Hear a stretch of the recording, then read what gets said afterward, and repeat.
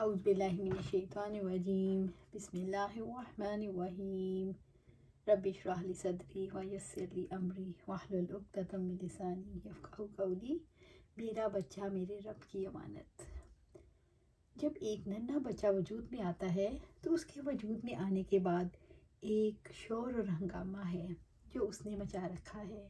ایسے میں ماں باپ کو کیسے سمجھ آئے کہ اس بچے کو اچھا انسان بھی بنانا ہے؟ اس ایمرجنسی میں سب سے پہلا خیال کیا آتا ہے کہ اب کیا کریں؟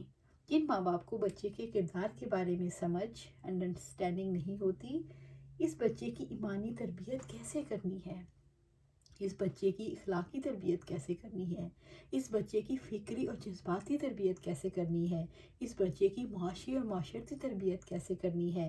اب اگر ماں باپ کے پاس کوئی علم نہیں ہے تو علم کے بغیر وہ کیا کریں گے؟ ہنگامہ جو بچے کے پیدا ہونے پر ہوتا ہے، خوشی کا اظہار کریں گے اور سب سے زیادہ کس چیز پہ بات چیت ہوگی؟ بچے کو نہلانے دہلانے، اسے کپڑے پہنانے کے بارے میں، اور اس بات پر تبصرے کہ بچے کی شکل کس پہ ہے۔ بیٹا ہے تو اس وقت ایکسپریشن تھوڑے مختلف دیتے ہیں، اور اگر بیٹی ہے تب بھی حالات بدل گئے ہیں۔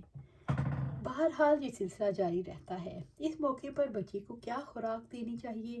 ماں کا دودھ یا گھٹی، اور زیادہ سے زیادہ بہت کسی نے مار کا مار لیا تو سوچے گا بچے کے کان میں اذان بھی دینی چاہیے۔ اس کے بعد سارے معاملات ختم ہو گئے۔ اب بچہ ہے، بچے کی ماں ہے، اور بچے کی ماں کی بھی فکر ہے کہ اس وقت وہ تکلیف میں ہے تو اسے کس طرح کی غذا دینی چاہیے اور کس طرح سے اس کی دیکھ بھال کیئر کرنی چاہیے۔ ٹھیک ہے، ماں کی دیکھ بھال کر لی، اب بچہ غذا لیتا رہتا ہے، اس کی ضرورت بھی پوری ہوتی ہیں، اسے خوبصورت لباس بھی پہنائے جاتے ہیں، سب دیکھ کر خوش بھی ہوتے ہیں۔ 1 گھنٹہ گزر گیا، 2 گھنٹے گزرے، 1 دن گزرا، ہفتہ گزر گیا، چلو عقیقہ بھی کر لیا۔ بچے کا عقیقہ کرنا رسول اللہ صلی اللہ علیہ وآلہ وسلم کی سنت ہے، اور اچھا نام رکھنا بھی سنت ہے۔ لیکن ایک بات قابل غور ہے، اسے اچھا انسان بنانے کے لیے والدین نے جو کام کرنا تھا وہ کہاں ہے؟ وہ کب انجام دیا جائے گا؟ والدین تو اس بارے میں کچھ جانتے ہی نہیں، اور بچے کی زندگی کا مہینہ گزر گیا، 1 سال گزر گیا، 2 سال، 5 سال، 10 سال، 15 سال، 20 سال، 25 سال، 30 سال، 40 سال، اور وہی بچہ بوڑھا بھی ہو گیا لیکن اس کی تربیت ہی نہیں کی۔ کیا وہ بچہ جو لڑکپن کی منازل طے کرتا ہے یا جوان ہوتا ہے تو وہ دیکھتا نہیں ہے، یا بولتا نہیں ہے، یا سنتا نہیں ہے، یا کھاتا پیتا نہیں ہے، یا زندگی کے دوسرے کام نہیں کرتا؟ سب کچھ کرتا ہے۔ لیکن کیا فرق ہے معاشرتی حیوان اور اچھے انسان میں؟ وہ معاشرتی حیوان تو ہے، سوشل اینیمل تو ہے، لیکن لوگوں کے درمیان رہتا تو ہے، لیکن اچھا انسان نہیں بن پاتا۔ اس کے وہ خد و خال جو تربیت کے بعد بننے چاہیے، وہ خد و خال واضح نہیں ہو پاتے۔ یہاں اس مقام پر سب سے پہلے یہ جائزہ لینے کی ضرورت ہے کہ دنیا میں 1 2 نہیں، 10 20 نہیں، سینکڑوں ہزاروں نہیں، بلکہ لاکھوں کروڑوں والدین پیرنٹس ہیں۔ ہم میں سے کون ہے جو کسی کی اولاد نہیں؟ ذرا اپنی زندگی پر نظر ڈال کر دیکھیں تو آپ کو کافی کہانی سمجھ آ گئی۔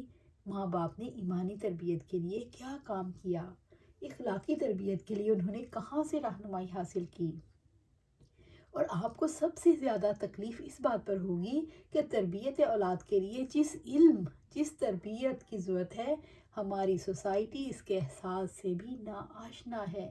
یعنی یہ احساس بھی نہیں کہ یہ بھی کوئی میدان ہے جہاں کام کرنے کی ضرورت ہے، حالانکہ دنیا کا سب سے اہم میدان انسان گھڑی، انسانوں کو اچھا بنانا، یہ دنیا کا سب سے قیمتی کام ہے، اور اس کے لیے اللہ پاک نے کتنا فطری راستہ اختیار کیا ہے۔ ماں باپ کے دل میں اولاد کے لیے ایسی محبت پیدا کی ہے کہ ماں باپ ہر طرح کی محنت کرنے کے لیے تیار ہو جاتے ہیں۔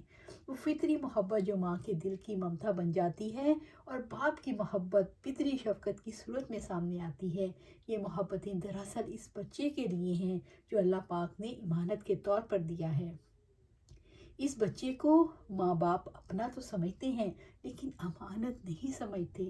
اسے دنیا میں رہنے کے لیے تو تیار کرتے ہیں، لیکن اس بارے میں کبھی فکر مند نہیں ہوتے کہ مجھ سے اس کے بارے میں سوال کیا جائے گا۔ آپ صلی اللہ علیہ وآلہ وسلم نے فرمایا تم میں سے ہر شخص حاکم ہے اور اپنی رعیت کے بارے میں جواب دہ ہے، بس امام بھی حاکم ہے اور جواب دہ ہے۔ مرد اپنے گھر والوں پر حاکم ہے اور اس سے سوال کیا جائے گا، عورت اپنے خاوند کے گھر پر حاکم ہے اور اس سے سوال کیا جائے گا، اور غلام اپنے آقا کے مال پر نگران ہے اور اس بارے میں جواب دہ ہے۔ بس ہر شخص حاکم ہے اور اپنی رعیت کے بارے میں جواب دہ ہے۔ آپ نے کبھی چرواہے کو دیکھا ہے؟ آپ امیجن کریں ایک ایسا چرواہا جو کسی پہاڑی علاقے میں یا کسی میدان میں بہت کثیر تعداد میں بھیڑیں لیے ہوئے ہے، ایک جگہ سے دوسری جگہ سفر کر رہا ہے۔ آپ اس کو اپنے ذہن میں لے کر آئیں تو واضح ہوگا کہ والدین کا اثر رول کیا ہے۔ تم میں سے ہر ایک چرواہا ہے۔ جانتے ہیں چرواہا کون ہوتا ہے؟ لیڈر، یعنی ہر انسان ایک لیڈر ہے، اور تم میں سے ہر ایک سے اس کی رعیت کے بارے میں سوال ہوگا۔ تو جن کا لیڈر بنایا گیا ہے، جن کا امام بنایا گیا ہے، ان کے بارے میں جواب دہی ہوگی۔ باپ سے بھی سوال ہوگا، ماں سے بھی سوال ہوگا۔ تمہارے پاس جو امانت تھی، تم نے اسے اچھا انسان، رب کا بندہ بنانے کے لیے جو کوشش کرنی تھی، کہاں تک اس میں کامیاب ہوئے؟ اپنی کوششوں اور کاوشوں کا حساب دینا ہوگا۔ جب بچہ مل جاتا ہے تو ماں باپ اسے انجوائے کرتے ہیں، اس سے لطف اندوز ہوتے ہیں، اس کی حرکتوں سے خوش ہوتے ہیں اور اسے اپنی بے قراریوں میں قرار کا ذریعہ بناتے ہیں، لیکن اسے امانت کب سمجھتے ہیں؟ امانت کا کانسیپٹ ہی نہیں۔ جب امانت نہیں سمجھتے تو اس امانت کی حفاظت بھی نہیں کرتے اور اس کے لیے اپنی ذمہ داری کو ادا کرنے کی فکر بھی نہیں کرتے۔ پہلی بات جو ماں باپ کو جان لینی چاہیے وہ یہ ہے، اولاد اس دنیا کی زینت ہے اور اللہ پاک کی رحمت ہے۔ اولاد کے لیے محبت رب العزت نے عطا کی ہے، اور اس محبت کو تو رب ہی بڑھاتا ہے۔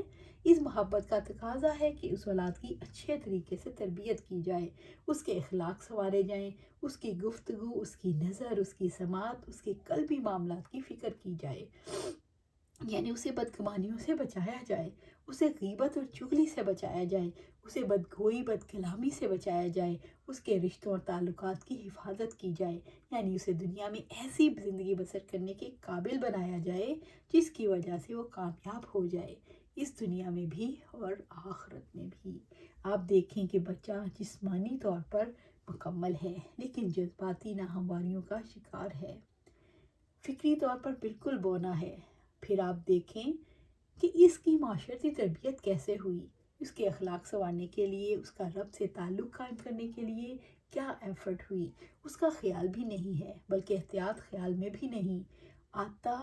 لہٰذا سب سے پہلے والدین کو اپنی ذمہ داری کا احساس کرنا چاہیے، جیسے سورۃ تحریم میں رب العزت نے فرمایا، اے لوگو یا ایھا الذین آمنوا قوا انفسکم واہلکم نارا، اے لوگو جو ایمان لائے ہو، اپنے آپ کو اور اپنے گھر والوں کو آگ سے بچاؤ جس کا ایندھن آدمی اور پتھر ہے۔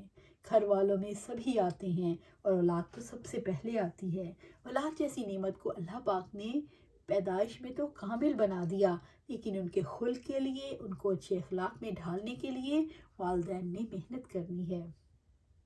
دوسری بات اس حوالے سے جو آپ کے سامنے رکھنا چاہتی ہوں وہ یہ ہے کہ اس میدان میں محض علم کام نہیں دیتا۔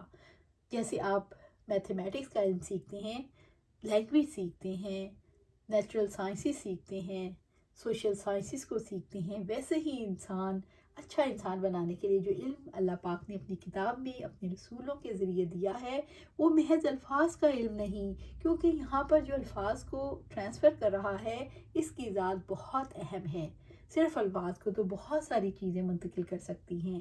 آپ کے پاس کوئی کتاب ہو سکتی ہے جسے آپ پڑھ لیں، آپ کے پاس کوئی ڈیوائس ہو سکتی ہے، کوئی آلہ ہو سکتا ہے، جیسے آپ جس سے آپ پیغام بھیجتے ہیں تو اسے واٹس ایپ پہ بھی کرتے ہیں، میسیج بھی کرتے ہیں، اس میں کتنا وقت لگتا ہے، سیکنڈ میں آپ کی بات جو آپ پہنچانا چاہتے ہیں تیزی سے دوسروں کو ٹرانسفر ہو جاتی ہے۔ لہٰذا بہت سے ماں باپ یہ سمجھتے ہیں کہ بچوں کو محض میسیج دیتے ہیں کہ صرف میسیج ہی دیتے رہیں تو ان کی تربیت ہو جائے گی۔ دیکھیں بچوں کا معاملہ کوئی مشین کا معاملہ نہیں، آپ ان میں میسیج فیڈ کرتے جائیں اور ان کے میموری کارڈ میں جو چیزیں آئیں گی تو ان کی زندگی بھی بدل جائے گی۔ یاد رکھیں، تربیت کے لیے ماں باپ کا ذاتی طور پر عمل پیرا ہونا بہت ضروری ہے۔ اگر ماں باپ صاحب علم نہ ہوں تو اولاد میں کسی قسم کی تبدیلی نہیں آتی۔ جب ماں باپ خود عمل کرتے ہیں تو ان کو زبان سے کہنے کا موقع بھی نہیں ملے، نہ بھی ملے تو بچے ان کے عمل سے سیکھ لیتے ہیں۔ آج یہی بات کو ختم کریں گے، پھر ہم آگے اسی کو جاری رکھیں گے، اور ہم نے سوچنا ہے کہ بچے ہمارے رب کی امانت ہیں، اس امانت کو ہم نے واپس کرنا ہے، آخرت میں انہیں اللہ کے حوالے کرنا ہے۔ تو ہم نے اس کو کیا تیاری کی، کیا ہم نے انہیں آخرت کے لیے تیار کیا یا نہیں؟ اس کے لیے ضروری ہے کہ ہماری زندگیاں اس قرآن و سنت کے مطابق ہوں۔ اللہ سبحانہ تعالیٰ ہمیں اپنی زندگیاں قرآن و سنت کے مطابق گزارنے کی توفیق دے اور اس پر جما دے۔ آمین یا رب العالمین۔